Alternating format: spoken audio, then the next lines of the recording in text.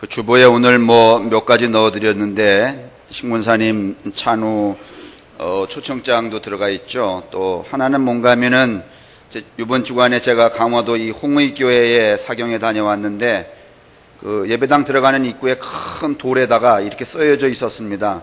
이 120년이나 된 교회라는데, 다 설명을 드릴 수는 없고, 여기 두 번째 보면은, 이제 교회에 이씨, 김씨, 박씨, 여러 성씨가 있잖아요. 근데 이 홍익교회 처음 사람들은 애들을 낳으면은 우리가 주님 안에서 다 형제다, 이런 뜻으로 김경일, 태일, 박, 순일, 다 일자 돌림으로 했다는 거야. 그 말입니다, 이게 지금 두 번째가. 그 다음에 이 사람들은 검은 옷을 입고 다녔기 때문에 검정개라고 불렸다는 것. 그 다음에 이 종순일이라고 하는 사람은 교회 나오면서 내가 구원을 받았구나, 얼마나 되니까 1만 달란트는 된다. 그래서 집에 돌아와서 자기에게 빚진 사람들의 빚 문서를 다 태워버렸다는 거예요.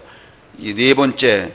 그 다음에 다섯 번째는 뭔가 하면은 학교를 세웠는데, 지금도 거창에 가면 거창고등학교가 유명한 것처럼 이 강화도에 가면은 하빌초등학교라고 하는 사립학교가 굉장히 유명하다네요. 그게 일자 돌림으로 세운 학교라 그런 뜻이랍니다. 그 다음에 곡하지 않고 십자가를 세웠다는 거, 그건 여러분이 보시면 알고, 그래서 제가 그걸 읽으면서 처음에 신앙생활 했던 사람들은 이렇게 뭔가 자기 삶에 적극적 변화를 추구하며 살았구나. 우리처럼 그냥 구원받았으니까 됐지 하고 먹고 떨어지는 게 아니라, 저도 이거 보면서 많은 감동이 되어서 여러분에게 소개를 해드리려고. 오늘 또 여러분 예배당에 잘 오셨습니다. 3월 1일이기도 하지만은 오늘이 신낙선 장로님 환갑이래네요. 그래서 그 식당에 말이죠, 지난주에 먹던 것보다는 약간의 뭔가 하면 반찬들이 더 준비되어 있어요. 그러니까 오늘 특별히 이은영 집사님, 홍영숙 집사님, 밥 안 먹고서 가셨던 분들 오늘은 꼭 잡수고 가요. 못 가게 저짝에서. 본래 구약에 보면, 창세기에 보면 이 귀신이 문지방에 엎드려 있다는 거야. 우리 배웠죠?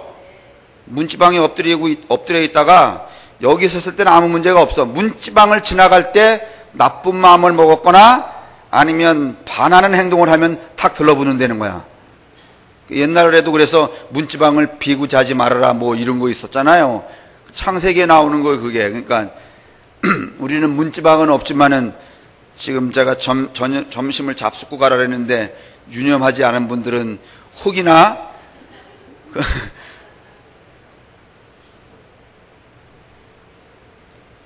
그 다음에 5년 전쯤에 저희들과 함께 신앙생활했던 홍혁수 목사님이 5년 전에 신성교회 행정목사로 가셨더랬는데 어제 날짜로 다 강제 퇴직을 당하셨습니다. 그래서 오늘 교회를 나오셔야 되기 때문에 오늘 우리와 함께 예배를 하게 되었는데, 그래도 우리 인사 한번 일어나셔서. 네, 잘 오셨어요.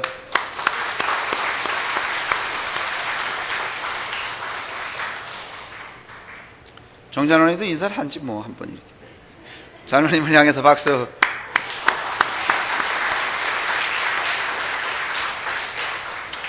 오늘 우리가 보려고 하는 거 누가복음 11장 4절입니다. 우리에게 죄 지은 자를 사면해 준 것처럼 우리의 죄를 용서해 주십시오 라고 그렇게 우리 성경에는 누가복음에도 마태복음에도 디다케에도 그렇게 설명이 되어 있습니다. 그런데 오늘 여러분이 이 성경을 다시 누가복음 11장 4절을 보시면 얼른 눈에 띄는 것이 이렇게 되어 있는데 한번 보세요. 11장 4절. 우리가 우리에게 죄 지은 모든 사람을 용서하오니라고 했을 때 여러분 성경에도 죄 그러고 이라고 하는 푸트노트가 달려 있어야 안 달려 있어요? 성경 한번 보시라고. 달려 있죠? 그래서 그 이를 따라서 밑으로 쭉 내려가면 뭐라고 되어 있어요?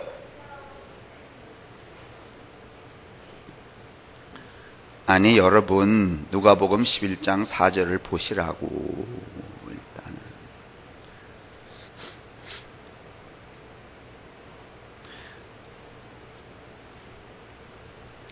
제가 설교를 빨리 끝내고 싶어도 여러분이 빨리 끝내게 안 해줘.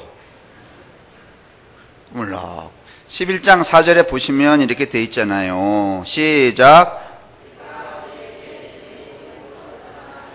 잠깐만요. 그래서 죄 지은 하는데 죄에다가 이자라는 걸 이렇게 썼어요? 안 썼어요? 없어요? 있죠? 없는 사람도 있는가 봐. 제가 성경도 팔아야 되나? 있는 걸로? 홍영숙 집사님 없어? 어이. 그래서 그 죄하고 이자 써놨으니까 밑으로 쭉 내려가 보면 뭐라고 이렇게 주석을 달아놨어요? 헬 이렇게 하고 빚진 모든 이렇게 돼 있죠? 그러니까 헬라어로는 이 뜻이 뭔가면 빚진 것이다 이런 말이에요. 예?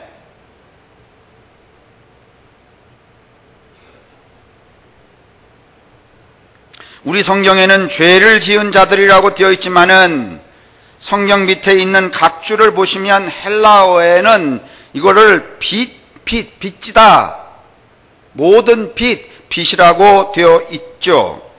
그러니까 여러분, 그냥 우리 성경은 죄 지은 사람을 용서하는 것처럼 내 죄도 용서해 주십시오 이렇게 했지만은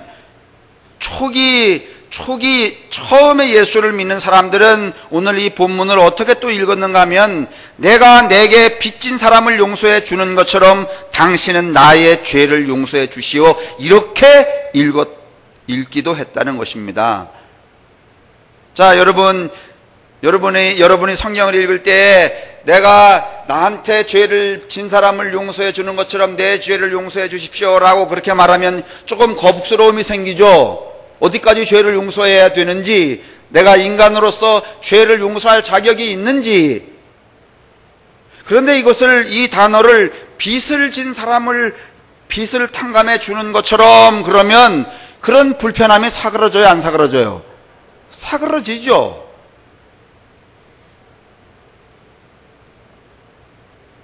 그래서 오늘 설교 제목이 빚을 탕감해 주겠으니 내 죄를 사면해 주소서라는 기도문으로 바꿔 읽어야 된다는 말씀을 드리려고 합니다. 그러니까 초기 공동체에서는 죄를 지은 사람이 아니라 빚을 진 사람이었다는 말입니다.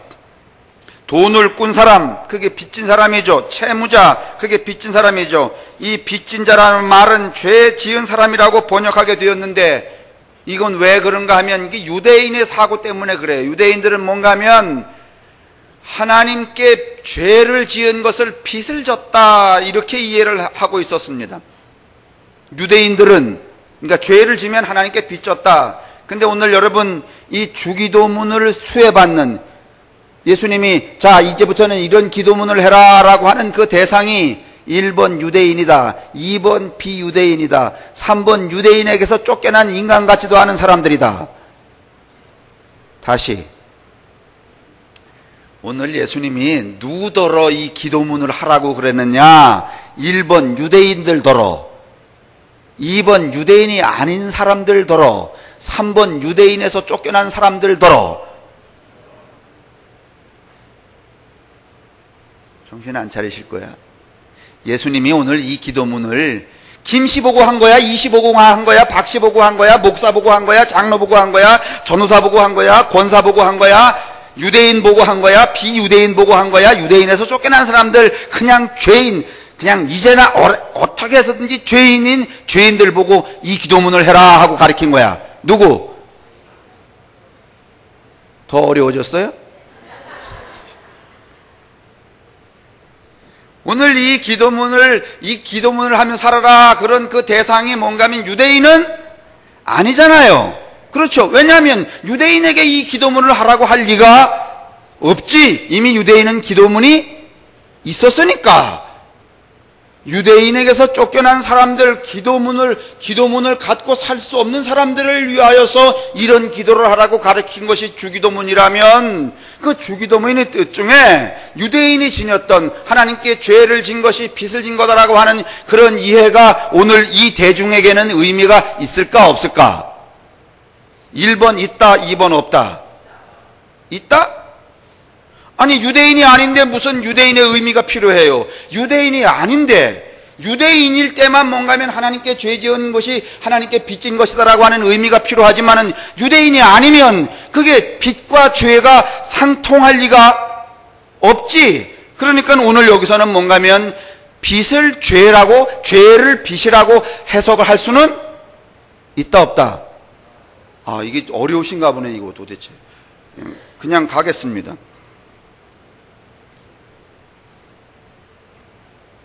유대인들은 율법적으로 죄 짓는 일이 하나님께 빚을 짓는 일이라고도 했습니다. 그러나 지금 이 기도문을 받고 있는 이들은 유대인들이 아닙니다. 유대인이 될 수 없는 사람들에게 이 기도를 하라고 하신다면 이 단어 빚이라고 하는 것, 죄라고 하는 것이, 빚이라고 하는 것이 죄일 리는 없다, 그런 말입니다. 이 단어들은 말 그대로 이 대중들에게 있어서는 뭔가면 주기도문을 하라고 수혜받는 사람들에게 있어서는 그냥 말 그대로 빚을 말하는 거고 채무를 말하는 거고, 그 다음에 그 무거운 물리적인 그 압박감을 의미하는 것입니다. 소작의 현실이나 날품팔이의 삶 등과 같은 삶을 살아야 하는 사람들에게 가장 큰 고통, 이게 뭔가면 이들에게는 빚이었습니다.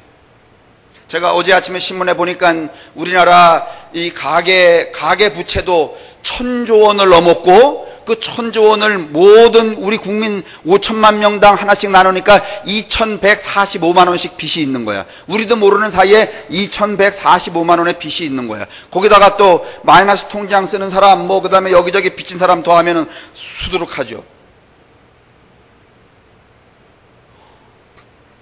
여러분 한번 보세요.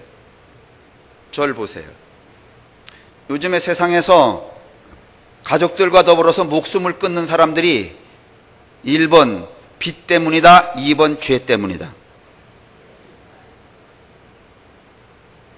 여러분, 무슨 잠실동의 세모녀 자살 사건도 있고, 그 다음에 무슨 가족들이 이렇게 저기 어디 가서 말이지 다 한꺼번에 죽는데, 그 죽는 이유가 이런 사회적인 참상이 죄 때문에, 아이고 내가 죄를 짓는데 너무 견딜 수 없어서 너무 힘들어서 우리 가족이 다 죽을래요, 이렇게 죽는 거야? 아니면 빚 때문에 죽는 거야?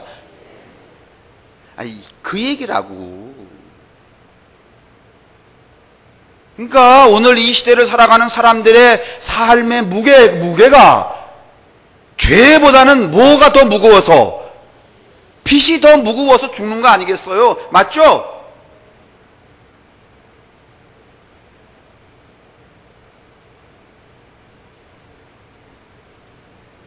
요즘 사회 각처에서 빚 때문에 자신의 목숨이거나 가족의 목숨을 포기했다는 뉴스를 여러분 듣지 않습니까? 죄를 지어서 그 자책감 때문에 죽는 사람은 거의 없습니다. 경제적인 빈곤으로 인해서 부담감 때문에 죽는 사람의 수가 오늘날 훨씬 많은 게 이 시대의 자화상입니다. 이 시대의 자화상뿐만이 아니라 과거 2000년 전에 이 팔레스타인의 자화상이기도 하다, 그런 말입니다.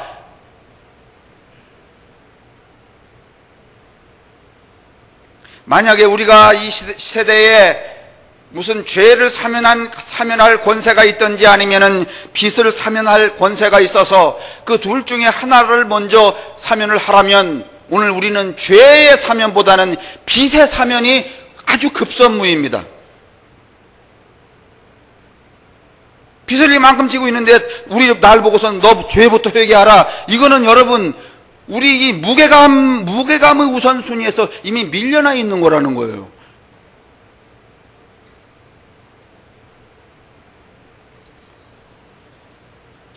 그런 측면에서 이 기도문, 이렇게 기도하라고 가르치셨던 예수님의 기도문, 우리에게 빚진 자들을 사면해 주는 것처럼 이라는 말은, 우리가 우리에게 빚진 자들을 탕감해 주는 것처럼 이라는 기도는 예수 시대에, 예수님이 살고 계셨던 그 시대에 수많은 대중의 고통스러운 현실을 반영하고 있는 게 틀림이 없습니다.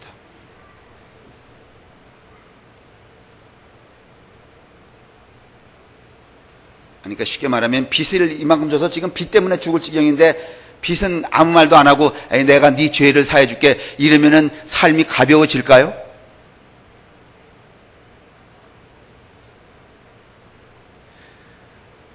그래도 이 짝은 좀 들으시는 것 같은데 이 짝은 안 들으시는 것 같은데, 아니 이제 빚이 이만큼 있어서 허덕허덕 하는 거야.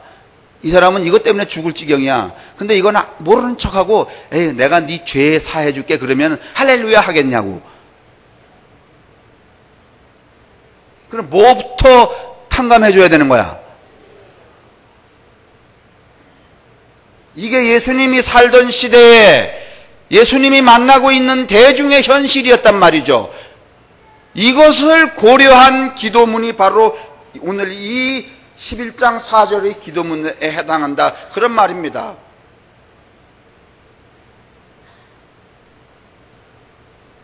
특히 복음서에 등장하는 이 채권자와 채무자의 관계는 오늘날은요, 비교적 여러분 이 돈 빌려가는 사람과 돈을 빌려주는 사람이 법적으로 여러분 이 장치가 되어 있잖아요.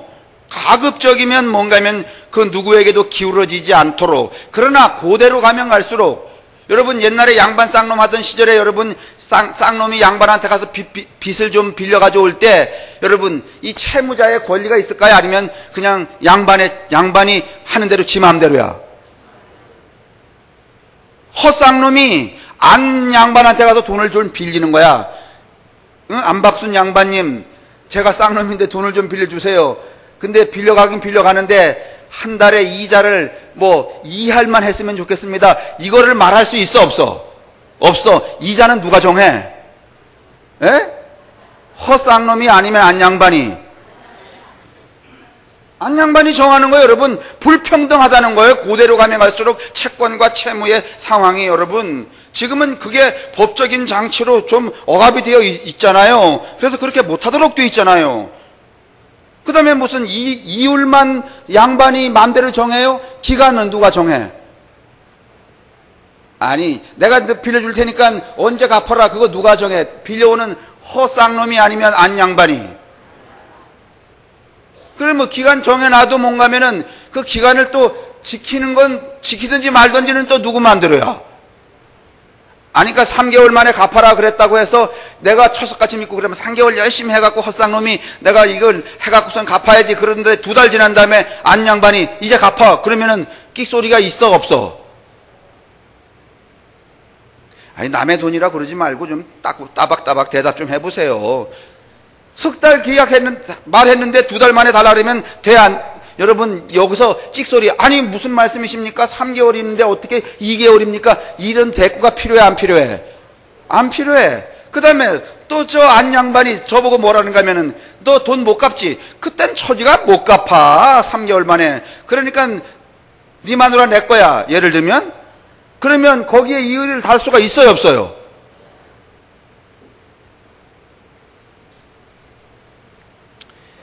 여러분 이게 한 200년 전에 양반 쌍놈 시대에도 이 채무와 채권의 관계가 이렇게 불평등했는데 2000년 전에 여러분 이 예수 앞에 모여있는 이 정말 쓰레기 같은 인생들에게 있어서 뭔가 하면은 그 처지는요 우리가 상상해도 충분히 상상할 수 있는 거예요.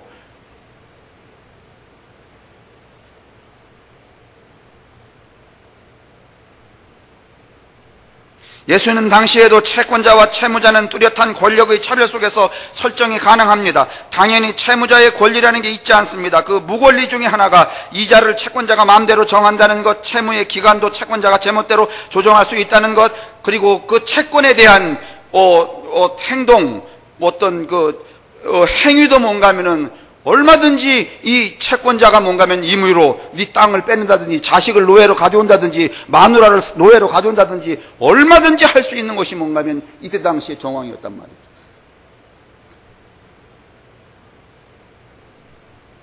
옛날에 돈 많은 저 양반이 쌍놈한테 돈 빌려줬다 못 갚으면은 누구 노예로 사오는 거야? 그렇지. 딸이나 아들 노예로 사다가 그거 대신 부려먹잖아요. 그럴 수 있는 권리가 누구에게 있는가 하면 이 채권자에게 있는 거예요. 당시에.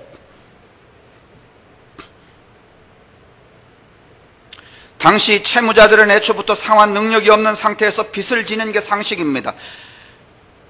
그건 뭘 의미하는가 하면 자기의 땅, 가족, 자신의 몸도 언제든지 채권자의 요구에 의해서 내놓아야 한다는 말입니다. 그러므로 예수님 당시에 빚이라고 하는 것은 오늘도 이 빚이 현대인의 삶을 너무 짓눌러서 자기도 못 살고 마누라도 못 살고 자식 새끼도 함께 죽어야 하는.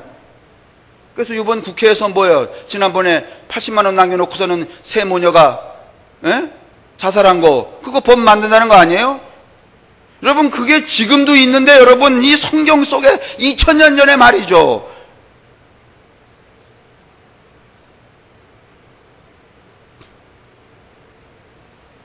우리가 이 시대의 기준으로 상상하는 것보다 훨씬 혹독한 정황이 뭔가 하면 오늘 이 주기도문을 수혜받고 있는 사람들이 살고 있는 시대의 형편이었습니다.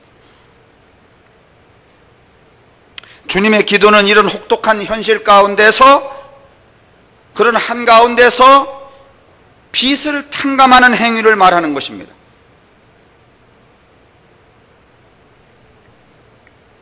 하나님은 기도자가 타인의 빚에 대해서 한 그 사면의 행위를 전제로 기도하는 사람의 죄를 사면하는 것입니다. 그러니까 주기도문은 이렇게 11장 4절은 이렇게 되어 있는 겁니다. 내가 나에게 빚진 자를 사면해 주면,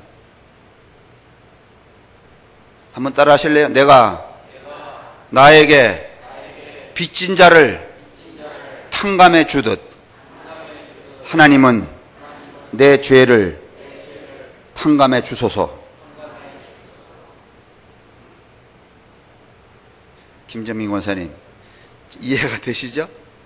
지난주에 저희가 어느 소개 가는데 김 권사님이 저한테 이 질문을 하셨는데 제가 자동차 아니라서 이 얘기를 장황하게 하지를 못했어요. 다시 말합니다. 내가 나에게 빚진 자를 탕감해 주는 것처럼 하나님은 나의 죄를 탕감해 주소서. 여러분, 이거 잘 보세요. 주기도문의 첫 번째 대가리가 뭔가 하면은 하나님의 뜻이 하늘에서 이루어진 것처럼 땅에서도 이루어지이다야. 그러면 하늘의 뜻은, 하늘에서 이루어진 것은 뭔가 하면 우리의 모든 죄를 어떻게 준 거야? 탕감해 준 거야. 그게 이 땅에 이루어지는 일이 뭔가 하면 우리가 서로의 빚을 어떻게 주는 일이야? 그게 뭔가 하면 하늘의 뜻이 이 땅에 어떻게 하는 거야? 맞아요? 하늘에서는 모든 죄를 사해 주는데 이 땅에 있는 인간들은 뭔가 하면 서로가 서로의 빚을 탕감해 주지 않아. 더 악적하게 받으려고 그래. 더 많은 이유로 받으려고 그래. 더 엄한 뭔가 하면 방식으로 그 빌려준 돈에 보응하는 것들을 차압하려고 그래. 이건 뭔가 하면 하늘의 뜻이 이 땅에 이루어지는 게 아니에요. 여러분에게 물어보겠어요. 정말 하나님의 뜻이 하늘에서 이루어진 것처럼 이 땅에도 이루어져야 되겠어요? 아니면 안 이루어져도 좋겠어? 다시 물어요. 하늘에서 이루어진 것처럼 땅에서도 이루어져야 되겠어? 안 이루어져야 되겠어? 그건 믿어요? 그건 믿지 않으면 여러분 예수쟁이 아니야. 그럼 그게 뭐냐? 하늘에서 당신이 우리의 죄를 묻지 않고 탕감해 주는 것처럼 우리는 이 땅에서 내게 빚진 자의 빚을 어떻게 주는 거? 아니, 그것도 문제가 있지. 지금 여러분 대답은 하지만은 이제 좀 거북스럽지. 이게 어디까지 목사님이 밀고 갈 건지 가만히 계세요. 내가 도망갈 구멍도 2개, 3개 만들어 드릴 테니까. 내가 목사 노릇도 이제 거의 끝날 판인데 여러분 그 속궁리를 모르겠어. 지금 벌써 하나 가리키면은 도망갈 궁리는 9개를 궁리하는 분들인 걸 다 아는데.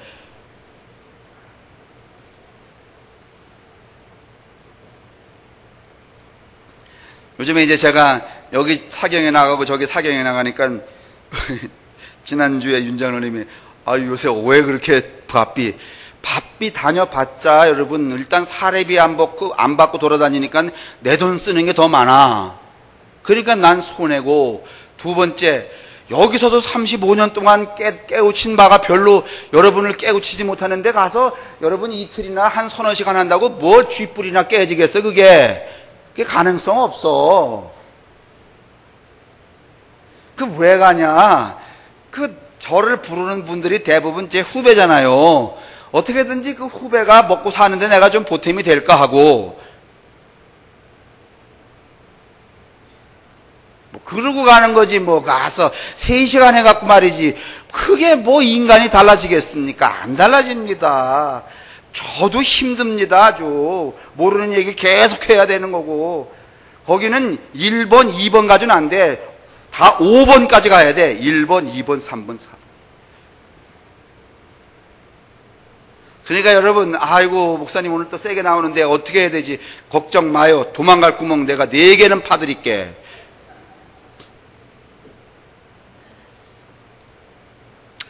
주님의 기도는 여러분, 이런 혹독한 현실 가운데서 빚을 사면하는 행위를 말하는 것입니다. 하나님은 기도자가 타인의 빚에 대해서 한 사면의 행위를 전제로 나의 죄를 사면해 달라는 것입니다. 그러니까 주기도문은 내가 나에게 빚진 자를 탕감해 주면 주듯이 주는 것처럼 하나님은 대신 나의 죄를 탕감해 주세요라고 기도를 하라는 것입니다. 내가 빚을 탕감해 주고 그걸 바탕으로 하나님은 나의 죄를 사해 달라고 구하라는 겁니다. 그러니까 이 기도문 속에는 내가 해야 될 일, 그 다음에 하나님이 해야 될 일이 대등하게 들어있는 것입니다. 그리고 이것은 밀접한 연관성을 가지고 있다, 그런 말입니다.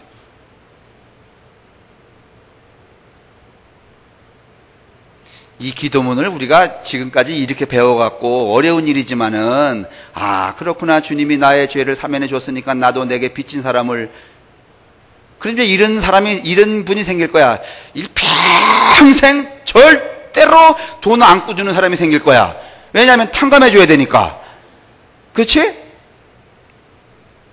제가 늘 말하잖아요. 어떤 교회에서 저 공동묘지를 사갖고 말이지, 거기 이제 교회 산을 쓰자, 그렇게 했더니, 목사님이 가만히 생각해 보니까 그 산에다가 울타리를 쳐야 될 것 같아서, 아이, 그러지 말고 우리가 돈을 좀 얼마씩 내서 울타리를 치자 그랬더니, 그 교우들이, 아, 목사님 기도해 보고요. 일주일 기도하고더니 이러더라잖아. 그 울타리 안 쳐도 됩니다. 아, 왜 그렇습니까? 1번, 산 놈이 공동묘지로 걸어 들어갔다는 역사가 없다. 2번, 공동묘지에 들어갔던 놈이 걸어서 나왔다는 역사가 없다. 고로 철조망은 치지? 할렐루야. 기도라는 게 여러분, 이 잔대가리 굴리는 거야. 다 본질적으로는 그렇지 않지만은, 오늘날 우리가 기도해 보겠어요 하는 건 뭔가 하면 내가 잔머리를 쫙 굴려서 어느 쪽이 유리한 쪽인가를 내가 택해 보겠다, 그런 뜻이야. 다는 아니지만,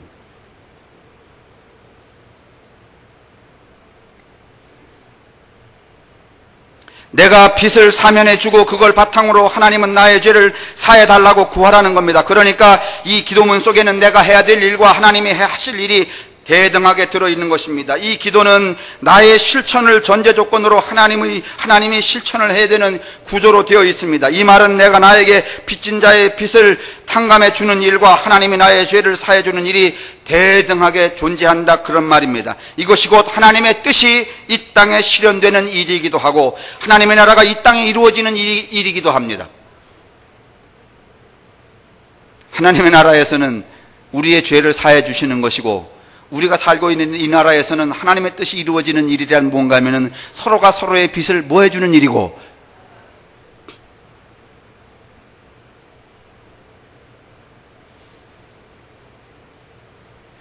김경자 권사님, 제가 예전에 권사님 그 돈을 전도사 때 여러 번 꿨었는데 혹시 안 갚은 거 있나요?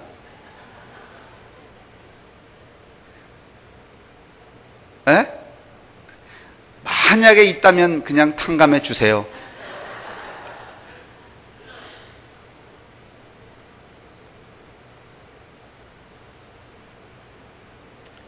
아니, 다른 분들한테 내가 돈을 꾼 기억은 안 나. 혹시 있어요? 안잔호님, 제가 잔호님 돈 꾼 적 있나? 휴, 다행이네.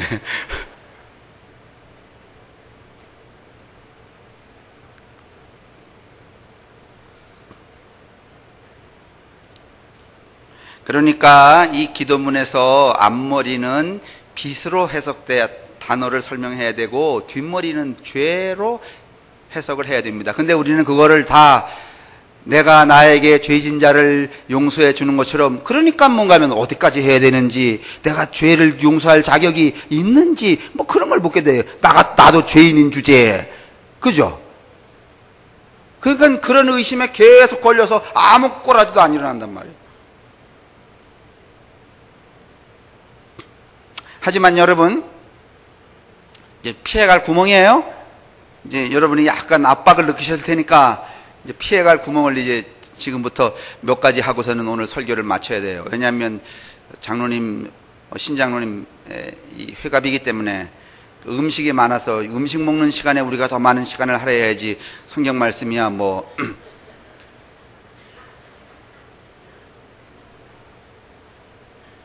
하지만 우리가 여기서 유념해야 하는 게 있습니다. 오늘 예수님이 가르쳐 주시는 이 기도문은 판결문이 아니라 무슨 문이야? 기도문이라는 것입니다.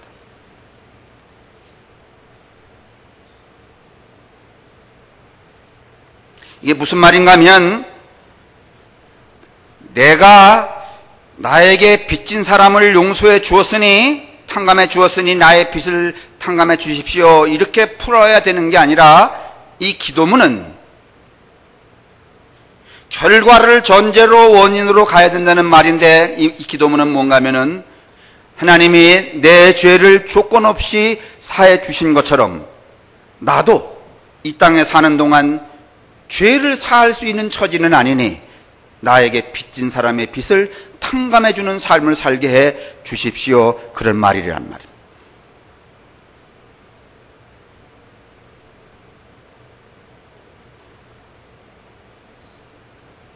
이거 멋지지 않아요? 당신이 그리 하셨으니 나도 이리 하겠습니다. 뭐 그런 거라는 말입니다. 하나님의 사면의 실천을 조건으로 해서 기도자는 자신의 빚을 다잡는 것입니다. 내가 먼저 이리 했으니 당신도 이리 하시오. 그런 뜻이 아니라 당신이 그리 하셨으니 나도 이리 하겠습니다. 그런 말이라는 말입니다. 하나님께서 우리의 죄를 사해 주세요라고 기도하려면 우리도 우리에게 빚진 자를 탕감해야 되겠지요 라고 자신에게 말하는 문구가 바로 오늘 이 11장 4절 나에게 빚진 자를 탕감해 주는 것처럼 나의 죄를 용서하여 주옵소서라고 하는 기도문 속에 들어있다는 말입니다. 이래서 주기도문에 나오는 빚의 탕감에 대한 초기 그리스도인들의 공통되는 기억은 나보다 가난한 사람, 나보다 더욱 세상으로부터 배제된 사람, 나보다 훨씬 무능력한 사람, 이런 이들을 나의 삶 속으로 받아들이라는 뜻이 오늘 이 기도문 속에 포함되어 있습니다. 이것은 일종의 신앙적 실천 윤리 기능으로 작동이 됐습니다. 이것이 새로운 하나님 나라의 사회 규범이었습니다. 보세요. 이때 당시까지만 해도 유대인의 사회 규범은 빚진 자의 빚을 탕감해 주는 거야, 아니면 악착같이 받는 거야? 바짝같이 받는 거야. 근데 예수님이 오셔서 여기 이 땅에다가 새로운 나라를 세워야 된다는 거야. 그러면 새로운 사회 규범, 새로운 윤리가 있어야 돼, 없어야 돼? 있어야 돼. 그 윤리가 뭐예요? 악착같이 받는 거야, 아니면은 내 죄를 탕감받은 것처럼 너의 빚을 탕감해 주는 거야?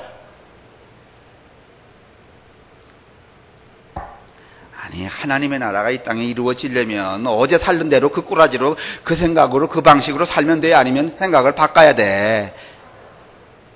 생각을 안 바꾸고 삶을 안 바꾸고서 어떻게 하나님 나라가 여기 이루어질 수 있겠어요? 그러니까 어제는 저짝 꼬라지의 사회 윤리 체계로 살아가는 거야. 근데 하나님 나라가 이루어지려면 새로운 신앙 윤리, 삶의 사회 운영 체계가 있어야 돼, 없어야 돼? 있어야 돼요. 그 운영 체제 중에 하나가 뭔가 하면 내 죄를 탕감받은 것처럼 나도 내게 빚진 자를 어떻게? 탕감해 주겠습니다. 이런 윤리 체계를 가져야만 하나님의 나라가 되든지 말든지 오든지 가든지 할 거 아니겠어요? 맞죠? 근데 이제 제가 처음에 말했지만 우리는 그렇게 하나님의 나라를 이 땅에 이루려고 하는 게 아니라 이 땅에서는 그냥 이 땅에 그냥 사회 운영 체제로 사는 거야. 그냥 뭐 사기치면 사기치고 뒤통수 까면 뒤통수 까고 그러 다음에 그냥 교회 나가서 헌금이나 잘하고 말이지 이렇게 하고 있다가 죽은 다음에 어디 가겠다고? 도대체 이건 기독교가 아닌데 누가 이걸 기독교라고 했는지 모르겠어.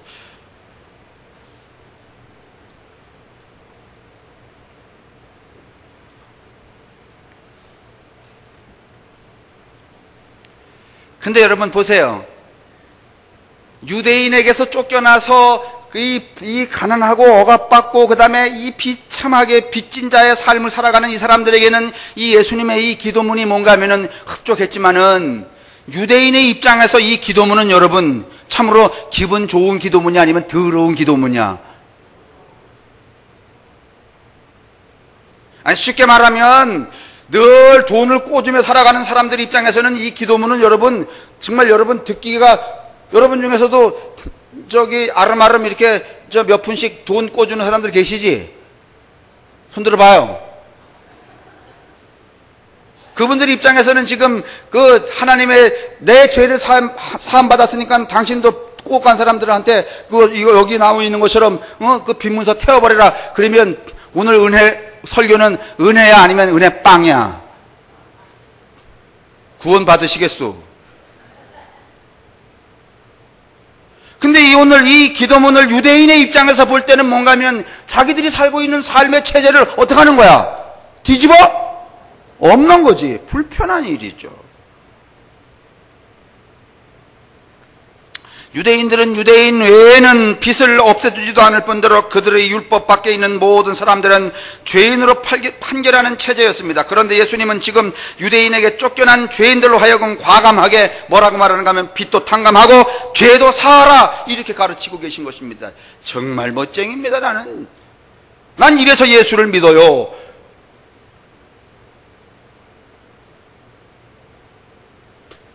뭐 째째하게 말이지 난 그래서 예수 믿지 않아.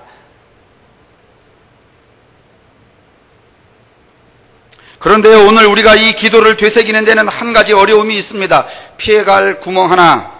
그것은 앞에서 언지를 드렸듯이 예수님 시대에 발생하는 빚은 극심한 비대칭적인 유괴관계에서 발생한 반면 오늘의 빚이란 그런 경우를 포함하긴 하지만 대등한 관계에서 벌어지는 것이 아니라는 점 때문입니다.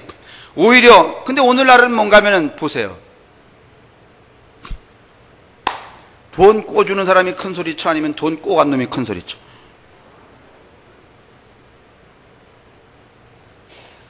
요즘에 돈 꿔주는 사람이 큰 소리를 쳐 아니면 꿔간 사람이 큰 소리쳐?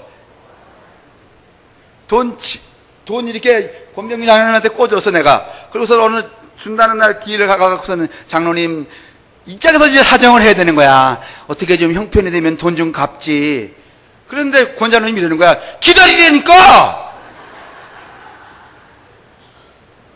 아니 뭐 좀 지나가면 내가 뭐 없어서 있는데 안 주는 줄 알아? 그러면 여러분 그 다음 사태가 말이지 무슨 엽총이 나오는지 칼이 나오는지 망치가 나오는지 모르기 때문에 빨리 와야 돼 안 나와야 돼?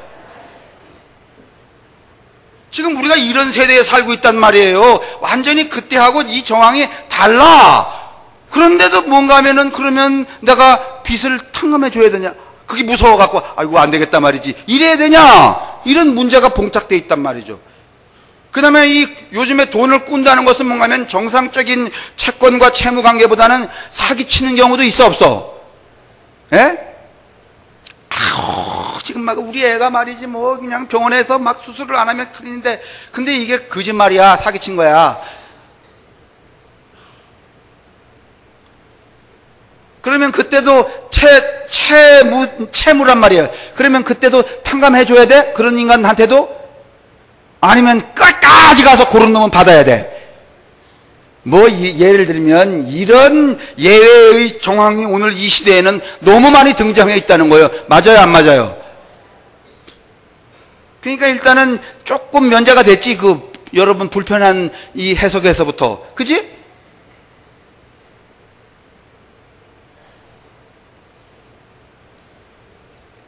그 다음에 세 번째는 뭔가 하면은 무슨 불편함이 생기는가 하면 내 죄가 이만큼 더 커. 근데 이제 내가 이영숙 집사님한테 한 2만 원 집사님 돈 안 필요해? 왜 안 필요하겠어요? 그럼 내가 그냥 무이자로 한 10년 내가 그냥 빌려줄게. 그래서 2만 원을 빌려줬어. 그리고 다음날 내가 뭐라 말하는가 하면 집사님 그 돈 안 갚아도 돼. 성경에 지난번에 목사님이 설교하시는데 빚을 사함받고 내 죄를 다 사함받으면 된대. 그래서 내가 집사님한테 집사님 2만 원 갚지 마. 그리고 하나님한테 집사님 제가 이영숙 집사의 이 채무를 내가 탕감해 줬으니 내 죄도 용서해 주십시오. 이렇게 은혜를 어떻게 만들 가능성이 있어? 값싸게 만들 가능성이 있다는 거예요. 이게 본회포의 이야기예요.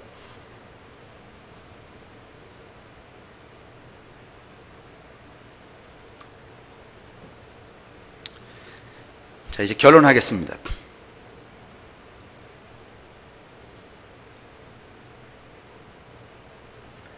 우리는 예수님의 기도문이 일러주는 이 빛과 사면에 대한 감각을 여러분에게 강조하지 않을 수 없습니다. 단순히 그 현상에 대해서 우리가 리스판스 반응할 수 있는 게 아니라 오늘 예수님이 가르쳐 주셨던 이 기도문에 대한 감각, 그 정신을 뭔가 하면 다시 회복시키시라는 말입니다. 감각을 강조한다는 말은 무엇입니까? 고통의 근원을 가로지르는 신앙의 실천을 상실하지 말라는 것입니다. 오늘 우리 사회를 고통에 빠뜨리게 하는 근원이 뭐예요? 그 근원에 대하여서 우리가 기독교인들이 소위 말하면 실행하고 실천하고, 그러니까 적용, 리스판스 해야 될 게 뭔가 하는 것들을 잃어버리지 말라는 거예요. 조금 어렵죠? 오늘날 우리 사회의 고통체계가 무엇인지 직시하고 그 고통체계 속에서 내가 그리스도인으로서 해야 될, 이때는 뭔가 하면 고통체계가 이런 거야. 예수님의 시대에는. 그래서 예수님이 이렇게 기도하라는 거야. 다른 사람의 빚을 탕감해 주고 당신이 나의 죄를 용서해 주셨으니 내가 다른 사람의 빚을 탕감해 줌으로 그 사회가 함께 받는 고통으로부터 자유해지고 그 뜻이 이루어지도록, 그게 이 뭔가 하면 기도문의 정신이었단 말이에요. 감각이었단 말이에요. 그걸 이 시대에 2015년을 살고 있는 이 세대 속에서 그 정신, 그 감각을 여러분 상기시켜야 된다는 거야.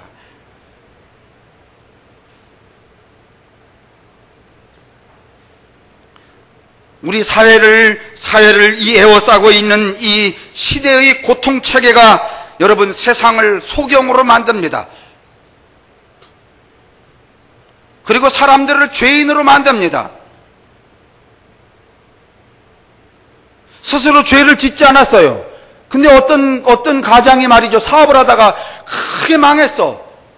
근데 그 순간부터 이 가장은 마음속에 죄를 진 거 아니야. 성실히 살다 보니까 죄를 졌는 사태가, 경제적인 악화가 생겼는데 그 순간 이 가장은 뭔가면 그 경제적인 몰락을 뭐로 이렇게 대처를 하는가 하면 죄로 대처를 하는 거야. 그래서 내가 내 마누라에게, 내 자식에게, 내 부모에게 엄청난 죄를 졌구나 이렇게 생각해서 집을 어떻게 하는 거야? 떠나요, 안 떠나요? 떠나게 되는 거예요, 여러분. 이게 이 세대를 고통스럽게 하는 사회의 체제예요. 이걸 직시하라는 거예요. 이 속에서 우리가 다시 말하면 실행해야 될 이 주기도문의 정신이 무엇인가를 여러분 확인하시라는 거야.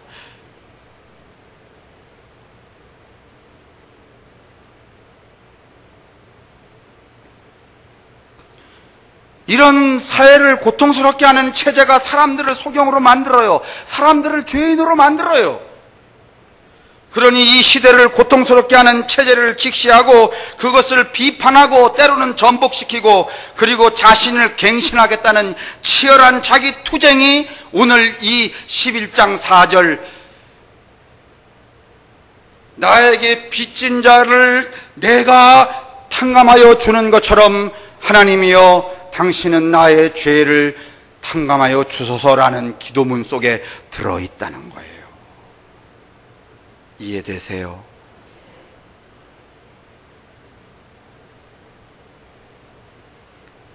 그게 이 기도문 속에 들어있는 빛과 죄의 사면에 대한 감각입니다.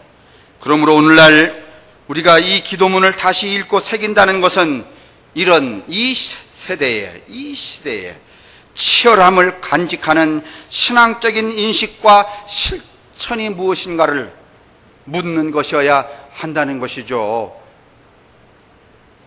그러니 우리의 책무가 커요, 안 커요? 아주 커요.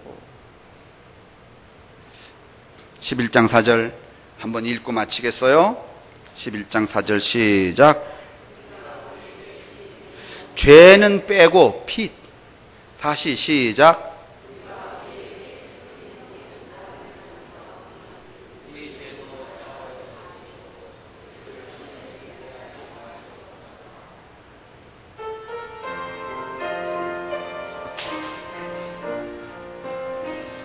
우리가 우리에게 빚진 모든 사람을 탕감하는 것처럼 오늘 우리에게 우리의 죄를 사하는 당신의 자비를 내려 주옵소서. 우리 주 예수 그리스도의 은혜와 하나님의 사랑하심과 성령의 인도하시고 축복하심이 이 신실한 새로운 운영체제를 통하여 하나님의 나라를 이 땅에 일구기를 원하는 당신의 모든 교우들 위해 저들의 삶과 가정과 저들이 이전 맺고 살아가는 세상의 모든 사람들이 위해 언제나 함께 하시기를 간절히 기도합니다. 아멘.